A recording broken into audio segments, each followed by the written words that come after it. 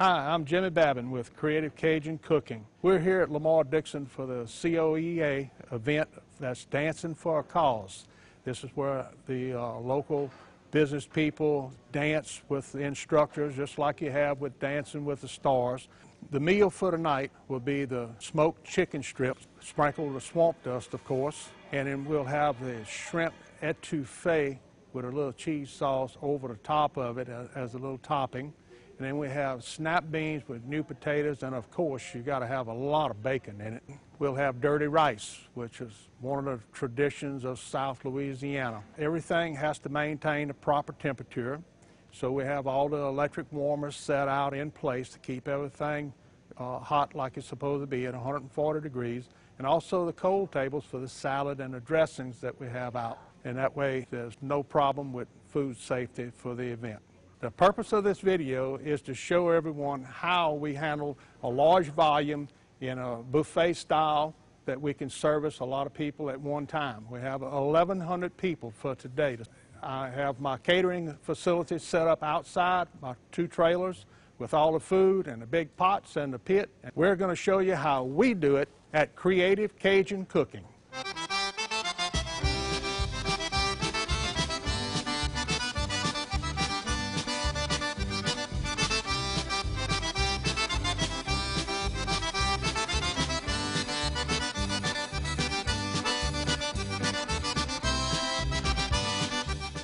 A good point today to bring up is the equipment that we have to service the buffet lines that's away from our catering trailer.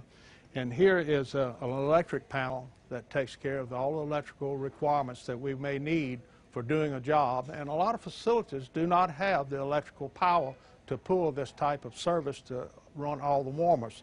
So I have a 12 kW generator on one truck and a 12 kW generator on the other truck. And even if they have no power on the site, I'm still able to perform the duties of servicing a volume of people. Here in South Louisiana, we have hurricanes, which ends up with a lot of devastation in our area. It eliminates a lot of electric power in areas that we still have people working.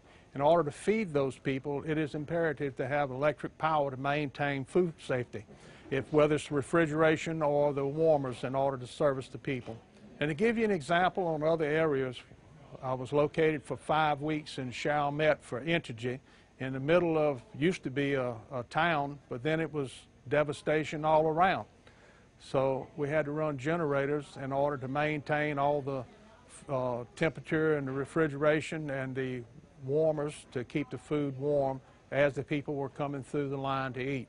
At that point, we were feeding 3 meals a day, 150 people each meal. That was very small operation. I have been in places like Temple Inland and Bogalusa where we was doing 2 meals a day at 600 people per meal.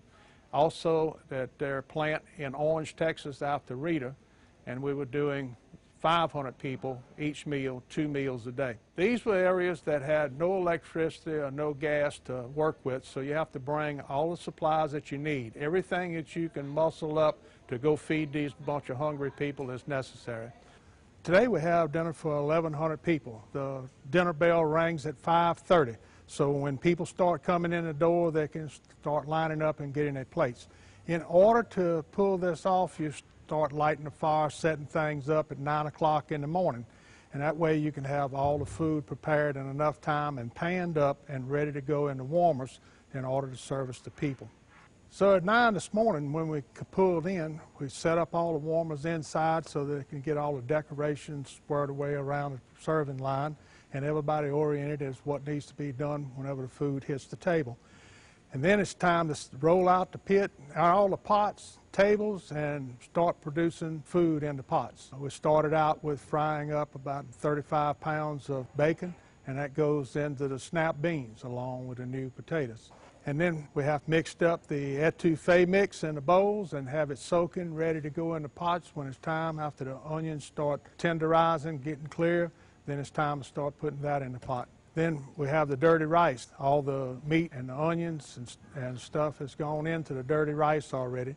And then all we have to do is add the seasoning to each one of the pots. Once we get everything lit up, fired up, ready to go, add your seasoning in and give it time to cook down so the onions can clarify, tenderize, and the meat and the dirty rice can cook down.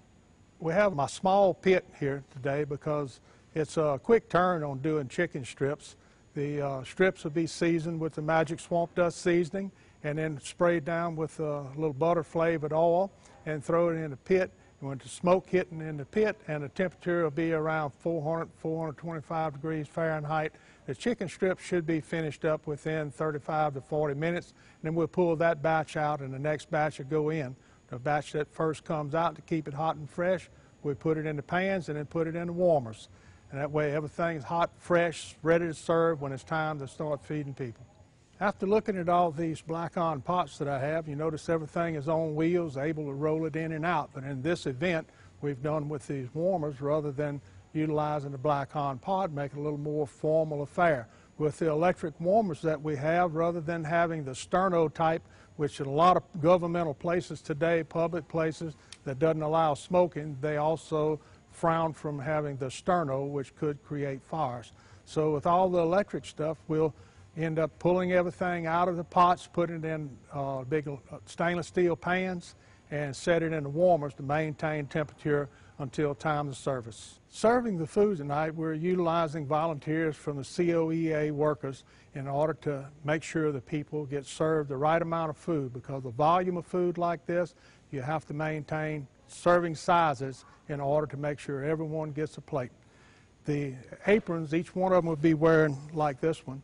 They'll help advertise my products as we go through the serving line, and the people hopefully recognize this.